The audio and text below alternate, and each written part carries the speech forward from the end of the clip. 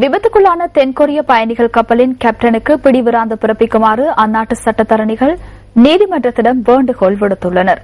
தென்கொரிய கப்பல் மூழ்குவதற்கான சாத்தியங்கள் தென்பட்ட போதும் குறித்த கப்பலின் கேப்டன் அபாய நிலையை அவதானித்து கப்பலில் உள்ளவர்களுக்கு அறிவுறுத்தல் விடுக்கவில்லை எனவும் அந்த நாட்டு சட்டத்தரணிகள் குற்றம் சாட்டியுள்ளனர். அத்துடன் கப்பல் ஆபத்தான பகுதியில் சஞ்சரிப்பதை அறிந்திருந்த கேப்டன் பாதுகாப்பு அங்கிகளுடன் பயணிகளை வெளியேற்றுவதற்கான முயற்சிகளை மேற்கொள்ளவில்லை எனவும் தென்கொரிய சட்டத்தரணிகள் குறிப்பிட்டுள்ளனர். தென்கொரிய பயணிகள் கப்பல் விபத்து தொடர்பான விசாரணைகள் இடம்பெற்று வருவதுடன் 21 வருட வரலாற்றில் இடம்பெற்ற பாரிய விபத்தாகவே இது கருதப்படுகின்றது. அத்துடன் குறித்த கப்பலின் கேப்டன் மற்றும் சிப்பந்திகள் மீதே அனைவரது கவனமும் திரும்பியுள்ளதாக சர்வதேச தகவல்கள் தெரிவிக்கின்றன. கப்பல் உரிமையாளரின் தலைமை காரியாலயத்தை விசாரணை குழு நேற்றைய தினம் சோதனைக்கு உட்படுத்தியுள்ளது. இதன்போது பட்டியலில் அடிக்கப்பட்ட நிலையில் ஆவணங்கள் சில கண்டுபிடிக்கப்பட்டுள்ளன. பட்டியல்படுத்தப்படாத இந்த நிறுவனம் 5 கப்பல்களை சேவையில் ஈடுபடுத்தி வருகின்றது.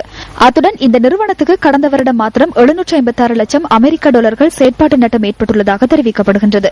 268 பேர் காணாமற் போயுள்ளதுடன் இவர்களில் சியோலின் புறநகர் பகுதியில் உள்ள உயர்நிலை பாடசாலை மாணவர்கள் அடங்குவதாக தெரிவித்த நிபுணர்கள் காணாமற் போனவர்கள் உயிருடன் மீட்கப்படுவார்கள் எனவும் குறிப்பிட்டுள்ளனர். காணாமற் போயுள்ளவர்களை மீட்கும் நடவடிக்கைகளுக்காக பாரந்தூக்கிகளை பயன்படுத்துவதற்கு எதிர்பார்க்கப்படுகின்றது. இருந்தபோதிலும் கப்பலுக்குள் எவரேனும் சிக்கொண்டிருப்பின் அவர்களுக்கு காயம் ஏற்படாத வகையில் முன்னெடுக்கப்பட வேண்டும் என்பதற்காக இந்த முறைமை தொடர்பில் மீளாய்வு செய்யப்பட உள்ளதாக தென்கொரிய கரையோர பாதுகாப்பு படை தெரிவிக்கின்றது.